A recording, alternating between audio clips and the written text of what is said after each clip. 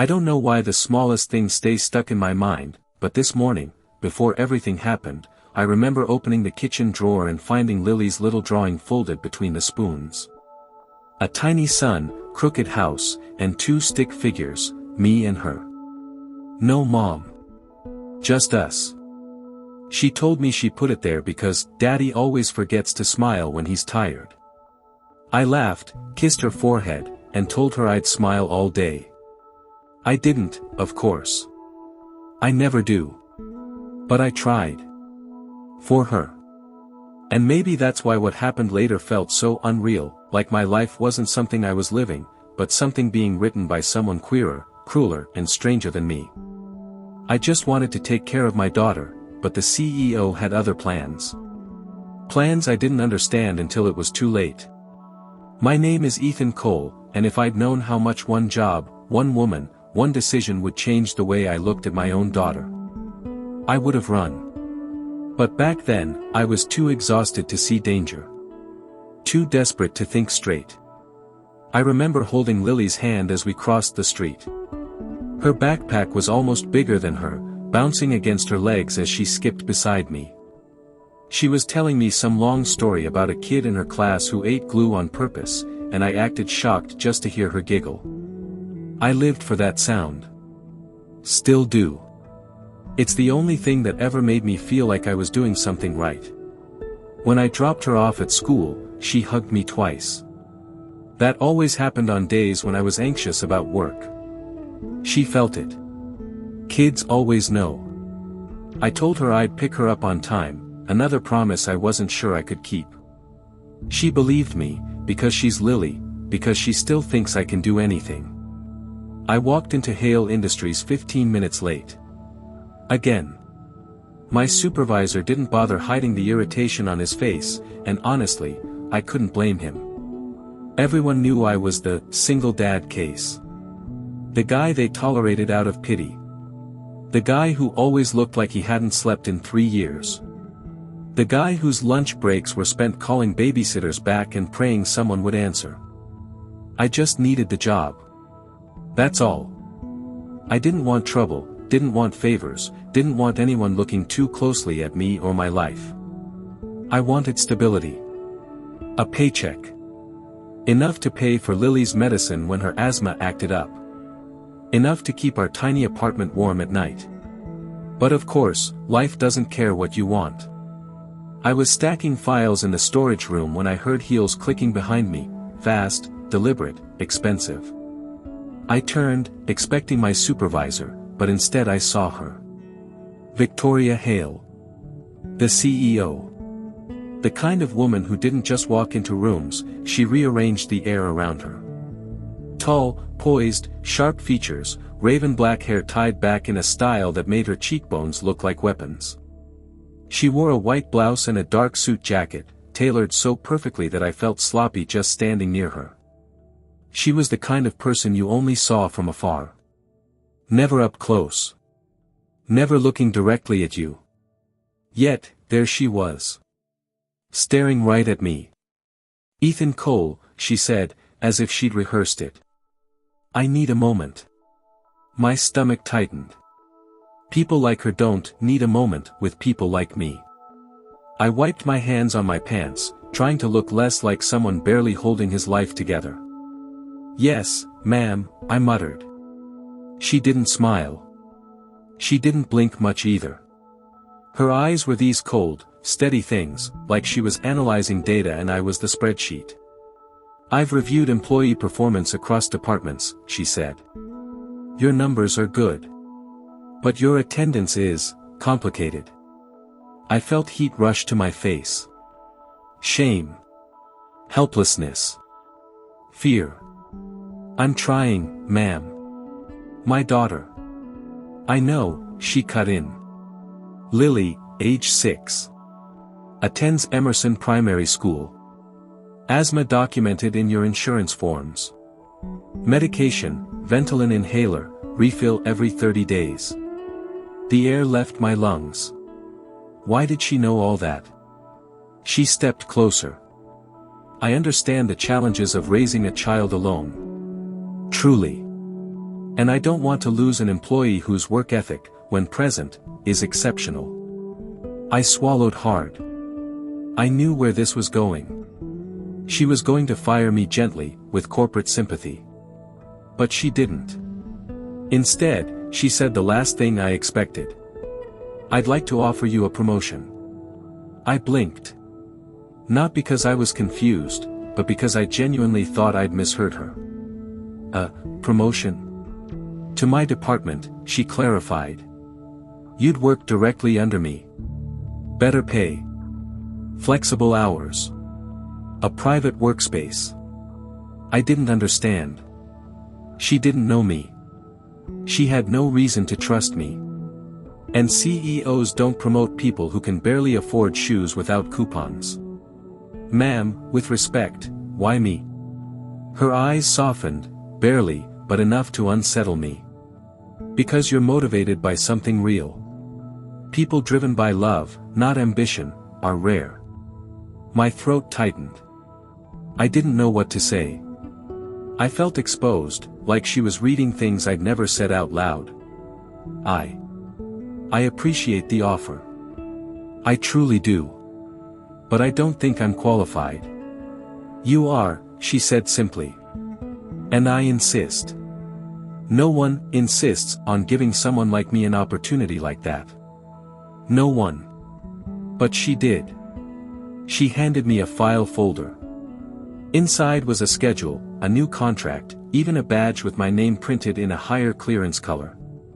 Report to my office tomorrow morning, she said. 8 a.m. sharp. And Ethan. I looked up. Don't be late. That night, I lay awake thinking about it. Why me? What did she want? How did she know so much about my daughter? Lily was sleeping beside me on the couch, her tiny hand resting on my arm. I watched her breathe, shallow and soft, like she always did when the air was dry. Every time she wheezed, I prayed she wouldn't wake up struggling for air. I looked at her, then at the contract again. Better pay. Flexible hours.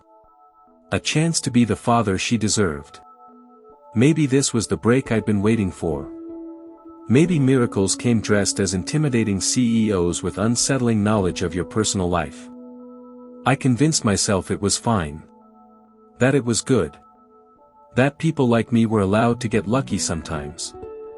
The next morning, I walked into Victoria's office. It felt like entering a different world, glass walls, city skyline, silence thick enough to feel expensive. She stood by the window, sipping dark coffee from a porcelain cup. Good morning, Ethan, she said without turning. You knew I'd be on time, I said. I knew you wouldn't risk losing what I offered. She was right. I hated that she was right. She walked me through tasks, responsibilities, expectations. Everything sounded normal. Legitimate. But her presence made everything feel heavier, like every instruction she gave came with unspoken consequences. Around noon, she mentioned something strange. I'll need you available for occasional off-site tasks, she said. Nothing illegal. Nothing dangerous. But sensitive. Understood? No. Not understood at all. But I nodded anyway. When the day ended, she walked me to the elevator herself. How was your first day? She asked. Overwhelming, I admitted. But good. She studied my face again. I hated how it made me feel, like she could see straight through me. Lily got out at 3, correct? She said casually. My heart stopped. How, do you know her schedule? She smiled for the first time. A small, haunting, knowing smile. Ethan, when I invest in someone, I make sure I understand what I'm investing in. That night, a chill settled in my bones that even a hot shower couldn't wash off. But I told myself to stop overthinking. This was a good job. A great opportunity. The next few weeks were surprisingly smooth. Victoria pushed me, but in a way that made me sharper, better. She asked questions about Lily, about my routine, about my past. Not in a friendly way, more like she was assembling a puzzle. And Lily. Lily liked her. Too much. The few times I had to bring her to the office for an hour or two, Victoria treated her with a gentleness I didn't expect from someone so cold. One afternoon, when Lily was drawing on Victoria's office floor, the CEO knelt beside her and said, "You have your mother's hands." My blood froze. I turned to Victoria slowly. "What did you just say?" She looked up at me calmly. Nothing out of place. But it wasn't nothing. It was everything. Lily's mother, Anna, died when Lily was 2. No one at the company knew that. No one should have known anything about her hands. I drove home with this weight pressing against my chest. Lily fell asleep in the back seat, unaware that my world was cracking open again. 3 days later, it got worse. Victoria called me into her office after hours. The building was dark, quiet, and I could hear my own heartbeat as I walked in. "Close the door," she said. I did. She opened a drawer and pulled out a small, worn photograph. She placed it on the table between us. I stared at it. My legs nearly gave out. It was a picture of Anna. My Anna. But younger. Before I met her. Standing beside Victoria. My voice broke. Where did you get this?" Victoria didn't blink. Didn't look away. "Ethan," she said softly, "we need to talk about the past. About things Anna never told you." My throat tightened. "What do you mean? Why do you have this? How did you?" "Because," she interrupted, her voice turning cold again, "your daughter is not just your daughter. She's connected to something you don't understand. Something Anna kept from you. Something that involves me." The world tilted. "What are you talking about?" I whispered. She stepped closer. Too close. "I didn't choose you at random. I didn't promote you out of generosity. And I didn't come into your life because of your work." My lungs stung. "Then why?" I breathed. Her eyes locked onto mine, unblinking, unstoppable. "Because," she said, barely above a whisper, "your daughter should have been mine." Everything inside me broke at once. Before I could say a word, she added, "And I'm not leaving until I get the truth from you. All of it." I stumbled back, shaking, dizzy. "Victoria, stay the hell away from my daughter." She tilted her head, almost sympathetically. "Ethan, you don't know what Anna did. You don't know who she really was. But I do. And it's time you learned." My hands trembled so hard I had to grip the table to stay upright. "What do you want from us?" I whispered. Her expression softened again, too soft, too rehearsed. "You," she said. "And Lily.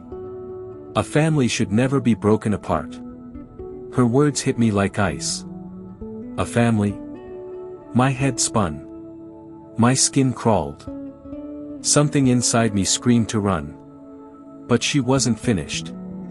"Come back tomorrow," she said calmly. "Without Lily. We'll continue." And then she turned away, dismissing me like an object. I left the office shaking, barely breathing, feeling the walls close in around me. Walking to my car, I felt watched. Like she was still somewhere behind me, analyzing every step. When I finally reached the driver's seat, I broke. Every fear I'd buried for years came crawling back up my throat. That night I held Lily tighter than ever. She slept peacefully, unaware that someone powerful and unpredictable had set her eyes on us. Someone who knew our past better than I did. Someone who believed she had rights over my daughter. I didn't sleep at all. And I realized something terrifying. Victoria Hale wasn't just interested in us. She was claiming us. And somehow, she believed she had every right to. I barely remember the hours after I put Lily to bed that night. My mind kept circling the same impossible question: how could Victoria have known Anna? And worse, why did she say something so twisted, that Lily should have been hers? I knew I couldn't go to her office the next day. I knew stepping inside that building would mean putting myself right where she wanted me. But I also knew something else: someone like Victoria Hale doesn't ask twice. She moves the pieces without waiting for consent. If I didn't show up, she'd come for me. Or worse, she'd come for Lily. I sat at the table long after the sun came up, hands wrapped around a cold mug of coffee I never drank. When Lily woke, she climbed onto my lap, rubbing her eyes with those tiny fingers that always reminded me of Anna, and now reminded me of Victoria's words. "Daddy, why are you sad? Kids notice everything." "I'm not sad, sweetheart," I whispered, kissing her hair. "Just thinking." "You think a lot," she mumbled. "Does thinking make you lonely?" That hit me harder than anything Victoria said. I hugged her, tighter than she probably liked. "No. Not when I have you." She smiled, a soft, sleepy grin, and for a moment, my panic quieted. Just for a moment. I dropped her off at school and drove toward Hale Industries with my stomach twisted into painful knots. Every instinct told me to turn around. But survival isn't always about running. Sometimes, it's about pretending you're not terrified until you figure out what the hell is going on. When I stepped off the elevator into the top-floor hallway, Victoria was already waiting. She leaned against her office doorway like she'd predicted the exact second I'd arrive. "I knew you would come," she said. Of course she did. I walked in without speaking. She closed the door behind us, and the soft click made my skin prickle. "Sit," she said. I didn't. "Tell me what you meant yesterday." She sighed, as though I were a stubborn child. "Ethan, I'm not your enemy. I'm trying to give you clarity." "I don't want clarity," I snapped. "I want the truth." Something flickered in her eyes, annoyance, maybe even disappointment. "Fine," she said. "The truth." She walked to a shelf behind her desk, took down a locked metal box, and placed it between us. The kind of box that held either someone's darkest secrets, or their greatest regrets. She entered a code, the lock clicked, and she opened it. Inside were documents, letters, photos I didn't recognize. But one thing made my vision tunnel: a hospital bracelet. Pink. With a name written in fading ink. Lily Cole. My heartbeat turned violent. "How do you have that?" I choked out.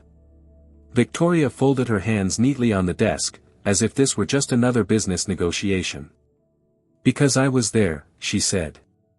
"The day she was born." My knees almost buckled. "That's impossible. Anna didn't know anyone in this city back then.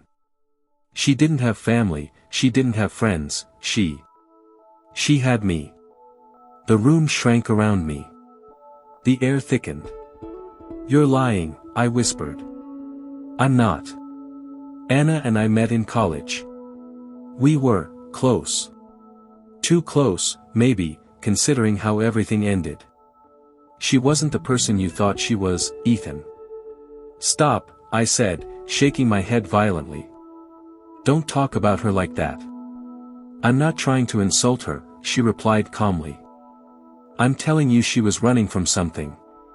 And she dragged you into it without telling you." "Running from what?" She hesitated for the first time since I'd met her. "My family."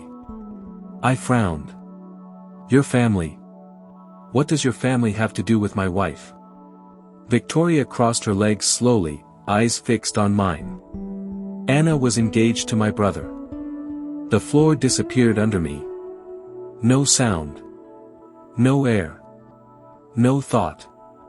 My voice broke when I finally managed to speak. "Anna was married to me. She loved me. She wouldn't. She left him without a word," Victoria said. 3 months before the wedding. She cut all contact. Vanished. Until I found her at the hospital giving birth. I felt sick. She begged me not to tell him, Victoria continued. She said she'd made mistakes, that she couldn't go back. That she needed a new life. A safe life. And she promised she'd tell you everything someday. I shook my head again, though part of me was already unraveling. Anna had always been gentle, but guarded. She cried in her sleep for months after we married. She flinched when the doorbell rang unexpectedly. She refused to talk about her past at all. Why didn't you tell your brother? I whispered. Her jaw tightened. Because I believed her. I believed she deserved a second chance. But then she died. And with her went every answer I needed. And now you want what? I said, voice hoarse. Lily. Her stare didn't soften. She is my family's blood, Ethan. My brother has every right to know. No, I said, backing away. You're not dragging Lily into any of this. She's safe. She's happy. She has nothing to do with your family. Victoria stepped forward. She has everything to do with my family. I turned to leave, but she said something that made my entire body freeze. Your wife didn't die the way you think she did. My breath caught painfully in my throat. Slowly, I turned back to her. What? There were details the hospital didn't tell you. Details they told only next of kin. I was her husband, I said through clenched teeth. You were her legal husband, Victoria corrected. But the paperwork never fully processed. She never completed the final step to remove her former emergency contact. I felt faint. Her emergency contact. Your brother, I whispered. Victoria nodded once. I staggered back, gripping the wall. She wasn't supposed to be alone that night, Victoria said softly. He was supposed to be with her. But she didn't call him. She called someone else, someone the hospital didn't write down because they arrived too late. I swallowed painfully. Who? You, she said. They found your number in her phone. You were the last person she tried to reach. My chest burned. Hot. Sharp. And you're telling me this why? I rasped. Because my brother thinks she died hating him, Victoria said quietly. And he deserves the truth. But more importantly, Lily deserves to know where she comes from. No, I whispered. Lily deserves peace. Victoria exhaled. Ethan, my brother isn't violent. He's not a danger. He's a grieving man who lost the love of his life, and he has no idea he has a niece. I didn't care. I didn't trust her. I didn't trust any of them. You're done telling me what my daughter deserves, I snapped. Stay away from us. I grabbed the photograph of Anna and the box slammed shut between us. You don't have a choice, Victoria said softly. He knows. My blood froze. He knows what? I whispered. That Anna had a child, she said. He doesn't know the child is Lily. Not yet. But he's been looking for answers. I've kept him away as long as I could, but now that you know the truth, the timing is shifting. My heart hammered violently. Victoria, please. It's too late, Ethan. My hands shook uncontrollably. If he comes near Lily, I will protect her, she said. You. I laughed bitterly. Why would I ever believe that? She stepped closer, lowering her voice. Because I loved Anna too. The world tilted sideways. I'm not letting history repeat itself, she said. I won't lose another piece of her. I could barely breathe as I left her office. Her words crawled under my skin like whispers I couldn't unhear. She loved Anna. Her brother loved Anna. Anna ran from them both. Why? What was she scared of? And why was Lily suddenly the battleground for all of this? I picked Lily up from school early that day. I didn't want her near anyone. Not teachers, not strangers, not people who might have been watching. On the drive home, she hummed a little tune, swinging her feet. Completely oblivious to the storm forming around her. "Daddy?" she asked softly. "Are we okay?" My throat tightened. "Yeah, baby. We're okay." But I didn't believe it. That night, I sat beside her bed for hours, watching her sleep. Her tiny chest rose and fell steadily. Every now and then she'd twitch her fingers, dreaming about something simple: flowers, puppies, crayons. Things she deserved. Things I might not be able to protect. At 2 a.m., my phone buzzed. A text. From a number I didn't recognize. Just 3 words. "He found you." I sat completely still, breath locked in my lungs. A second message came through. "Don't open the door. I'm on my way. V." At first, I didn't move. Then a sound echoed through the apartment. A knock. Slow. Deliberate. Too gentle to be a stranger. Too confident to be harmless. I froze. Another knock. Louder. Lily stirred in her sleep. I stood, legs trembling, and walked toward the front door. My reflection in the dim hallway mirror looked like a ghost, pale, wide-eyed, terrified. I pressed my ear against the door. Silence. Then. "Ethan." A man's voice. Deep. Steady. Familiar in a way I didn't understand. "I just want to talk." My blood ran cold. "Open the door, Ethan. Please."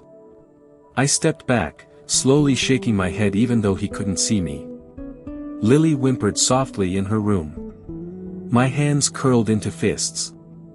This man, whoever he was not coming near her. Not tonight. Not ever. The hallway lights buzzed overhead, flickering. Another knock, this time harder. "Ethan," he said, voice cracking. "I know who you are. And I know about her. Her. Anna." My stomach clenched violently. "Please," he said again, softer now. Almost broken. "Just, let me see her." I backed away from the door. "No," I whispered. "Never." Silence. Then footsteps fading down the hall. My heart pounded so loud it echoed in my ears. 10 minutes later, someone else knocked, quick, sharp, urgent. "Ethan, it's me. Open the door." "Victoria." I unlocked the door and pulled it open just enough for her to slip inside. She was out of breath, hair messy, eyes wide with something I'd never seen on her before. Fear. "Where is he?" she asked. "He left," I whispered. He wanted to see Lily." Victoria swore under her breath, pacing. "He wasn't supposed to find you yet. Why is he looking for us? What does he want?" She stopped pacing and looked at me with something almost like pity. "He wants closure," she said. "But he's unstable. Grief has twisted him into something unpredictable. And you didn't think to tell me this earlier?" I snapped. "I thought I could keep him away." Her voice broke slightly. "I thought I had more time." She walked toward Lily's room, stopping in the doorway. Lily slept peacefully, unaware of the world unraveling outside her dreams. Victoria's voice softened. "She looks so much like Anna." I felt something tighten in my chest. "Don't get attached." She turned to me, eyes shining with something I'd never seen in her before, pain. "It's too late for that." I didn't know what to do. I didn't know who to trust. But one thing was painfully clear: the past Anna tried to run from was catching up fast. And Lily was at the center of it. Victoria stepped closer to me, lowering her voice. "Let me help you, Ethan. I don't trust you, I said. You don't have to trust me, she replied. You just have to protect your daughter. And you can't do that alone. She wasn't wrong.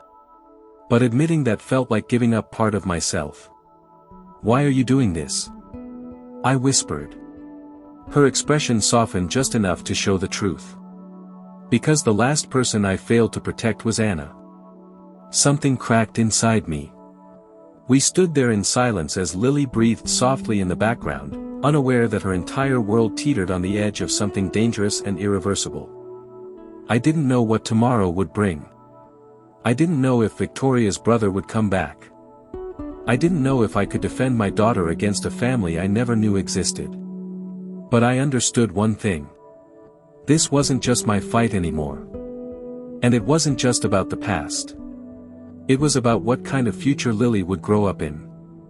And I would burn every bridge, break every rule, and stand against every ghost of Anna's past to make sure she stayed safe. Even if it meant letting Victoria stay in our lives. Even if it meant trusting someone I feared. Even if it meant facing the truth I'd been running from since the day Anna died. Because Lily was mine. And I wasn't losing her. Not again. Not ever. I didn't sleep that night, not even for a minute. I sat on the floor beside Lily's bed, listening to her breathe, feeling each inhale like a reminder of everything I still had left to fight for. I thought about Anna, about all the secrets she carried, all the truths she never had the chance to tell. And I thought about Victoria standing in my doorway, terrified and determined, promising she wouldn't let the past devour us. Maybe she was right. Maybe some battles aren't meant to be fought alone. But one thing I know for sure, Lily will always choose me, and I will always choose her.